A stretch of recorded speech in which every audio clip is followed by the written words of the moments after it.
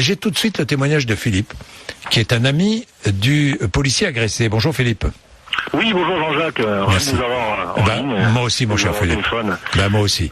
Alors, vous m'entendez bien ? Oui, je vous entends très bien. Allez-y Philippe, qu'est-ce que vous vouliez dire ? Oui, donc là, je suis un proche de Jérôme, donc le fonctionnaire de la CRS 55 qui a été agressé dans la nuit de samedi à dimanche, vers 1h du matin. Oui. Donc c'est un collègue très calme, très sportif, qui était de sortie avec un collègue à lui, rugbyman, qui est pas du tout fonctionnaire de police.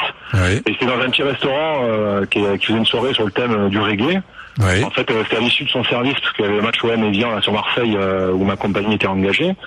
Et donc il allait boire un coup avec son collègue, et en sortant de cette soirée, il a été apostrophé par 6 individus qui ont dit sale flic de merde, qu'est-ce que tu fais là, Babylone, t'as rien à faire là. Alors Babylone, chez les Antillais, apparemment c'est le terme qu'ils emploient pour les fonctionnaires de police. Ça, je ne savais pas, bon. celui qui m'a appris. C'était des Antillais, les agresseurs.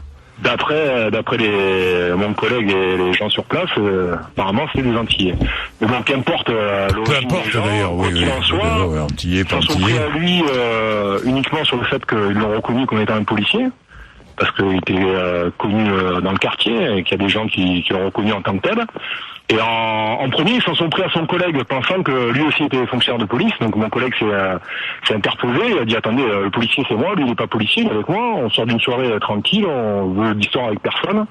Et là, il s'est enchaîné, il y a des coups, des insultes, plusieurs individus sont sortis, à un moment ils étaient presque une douzaine sur eux, ils ont été séparés.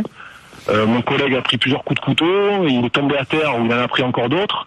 Mais sur le coup de l'adrénaline, il s'est pas rendu compte de l'importance des blessures qu'il avait subies.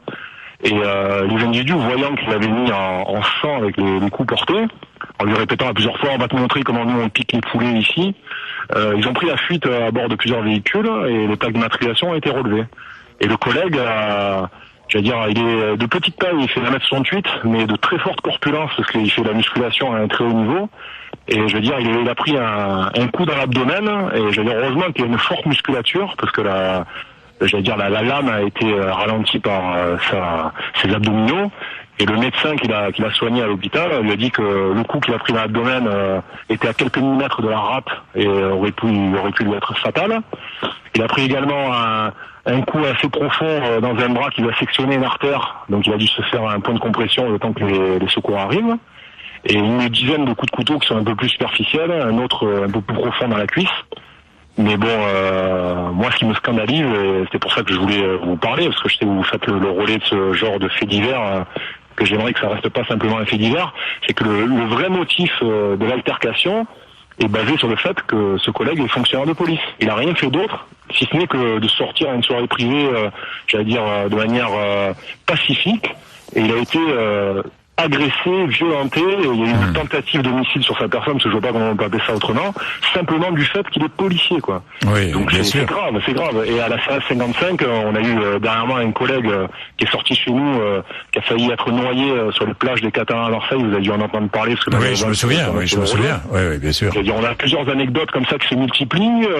Vous avez entendu le braquage qui s'est passé dans le Nord, où il y a eu des fonctionnaires qui ont été violentés à l'occasion d'arrestations. Enfin, les agressions sur les fonctionnaires de police augmentent de manière significative, et on a l'impression que rien n'est fait pour que ça s'arrête. Et au contraire, on a l'impression que les gens agissent vraiment en toute impunité et le font vraiment maintenant sans aucune retenue. Vous voyez ce que je veux dire ? Eh bien oui, donc, je vois tout à fait ce que vous voulez dire. Je vais en reparler demain à Manuel Vaz, qui sera mon invité 8h35, 9h. Mais vous allez le recevoir, là, notre ministre. Espérons que derrière, ils sont entendus par... parce que les mots, c'est une chose, et oui, en ce moment, avec le ministère de la Justice, ça va pas tout à fait très bien, si j'ai bien compris. Je ne sais pas ce qu'il va pouvoir faire au niveau de la justice, vu l'indépendance de la justice. Mais bon, c'est vrai qu'il y a un vrai dossier à traiter en matière de justice en France, quand même, parce qu'il y a... Je vous dis, c'est incroyable de voir des agressions qu'on subit en tant que fonctionnaire de police et de voir les suites qui sont données au niveau judiciaire, quoi. On se demande vraiment quelle police veut la France, quoi. Parce que, comment on peut tolérer que les représentants, des forces de l'ordre se fassent impunément maltraités et violentés? C'est n'importe quoi. Je sais pas où on va, quoi. Après, on va avoir des policiers qui osent plus intervenir, qui vont pas vouloir faire leur travail, ou je sais pas où on va, quoi. C'est hallucinant, quoi. Merci, Philippe. Merci de m'avoir entendu. Merci. Pour ce que vous faites. Merci Philippe, au revoir.